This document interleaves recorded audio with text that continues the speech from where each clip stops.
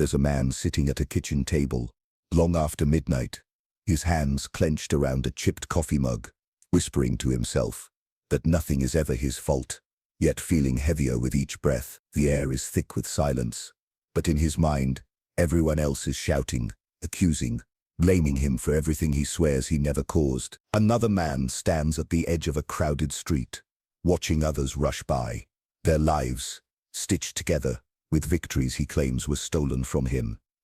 His chest feels tight, his legs feel rooted in concrete, and still he tells himself he is just unlucky, as if luck has always had his name on its blacklist. Have you ever felt like the universe picked you as its favorite target?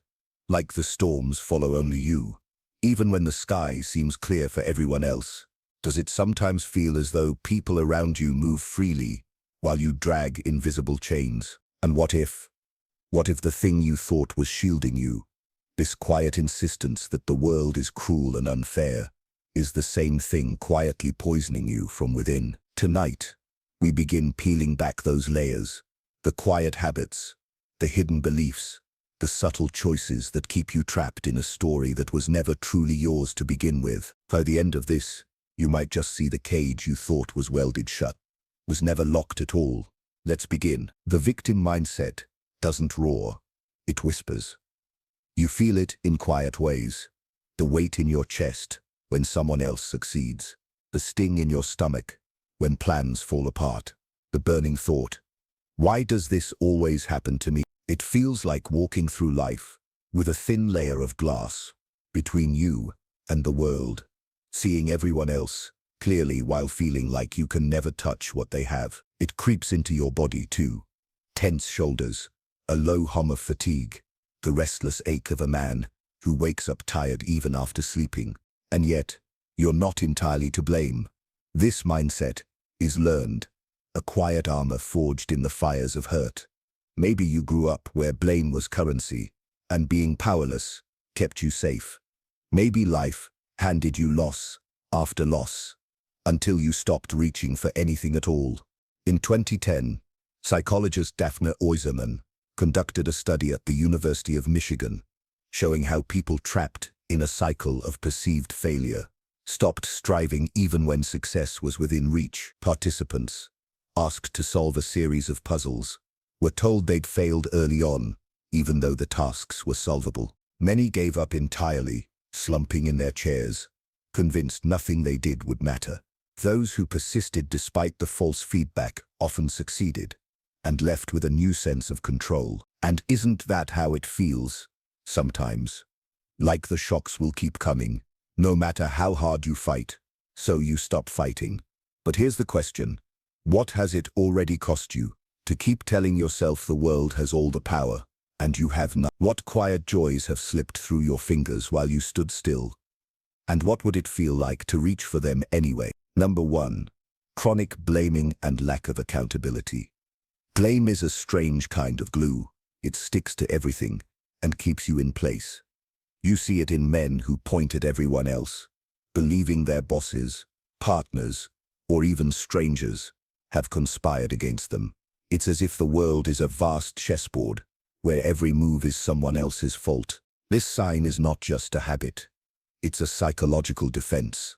Blaming shields you from the painful work of looking inward. In 1954, Julian Rotter's locus of control research showed that those who externalize blame, believing outcomes are controlled by others or fate, tend to feel helpless and dissatisfied, trapped in a cycle of failure. You might say, "It's not my fault, I'm stuck," while ignoring the quiet truth. Even in chains, you still decide whether to stand or kneel. Blaming feels safe because it absolves you, but it also robs you of power. When everything is someone else's fault, you're nothing more than a leaf blown around by the wind. So ask yourself, what would it feel like to stand in the storm, point the finger inward for once, and say, "It's mine to change"? Number 2. Pervasive sense of powerlessness and hopelessness. In February 2019, a man named Alex sat in his parked car outside a job interview. His hands gripped the wheel so hard, his knuckles whitened. He didn't go in. He told himself there was no point. They'd never pick someone like him. That wasn't his first missed opportunity, nor his last. This sign shows up when you convince yourself that nothing you do can change anything. A hallmark of learned helplessness. You stop trying not because you can't, but because you've taught yourself that failure is inevitable. Alex later told his therapist that he'd felt powerless since childhood, as though life was a script he was forced to read without a single line of his own. Hopelessness whispers, "Why climb when the mountain never ends?" But that mountain is yours, and you've already taken more steps than you realize. When did you stop believing you could climb out? Number 3. Negative outlook and rumination. This is the storm inside your mind. A slow, relentless thunder that drowns out everything else. Men caught here can't stop replaying what went wrong. Conversations, betrayals, failures. They stare into the rearview mirror so long they forget they're still moving forward. Psychologists Aaron Beck and Judith Beck describe this cycle as rumination, the obsessive focus on negative events and emotions that fuels depression. It's like standing in a downpour with no umbrella, telling yourself it always rains on you while ignoring the shelter right behind you. Rumination keeps your hands full of old pain, leaving no room to build something new. What if the storm wasn't proof of your weakness, but an invitation to finally step into the quiet beyond it? Number 4. Reluctance to accept help or solutions. Michael was offered help more times than he could count. A mentor, a friend, even a stranger who noticed him struggling, and every time he folded his arms tighter and shook his head. For him, accepting help felt like surrender, as if it would erase his pain or diminish his suffering. So he clung to his narrative that no one really cared, and no solution could possibly work. This sign is subtle but corrosive. It keeps you locked in misery while pretending to protect you from more hurt. Michael later admitted, "It was easier to wear my pain as proof than to risk letting it go." And yet, when he finally let someone in, he found that help didn't erase his scars. It helped him carry them. What if help doesn't steal your story, but plants a seed for a new chapter? Number 5. Resentment toward others' success and lack of empathy. This is the quiet jealousy that curdles inside you when others smile. It's the heavy bitterness when someone else achieves what you've only dreamed of. Victim mindset turns others' light into a threat, making you believe their happiness somehow robs you of your own. In 2018, researchers from Baruch College demonstrated how individuals high in victimhood struggle to feel empathy for others as their own pain overshadows everyone else's. You see the world as an unfair competition, where someone else's gain is your loss. You forget that the sun shines on more than one face at a time.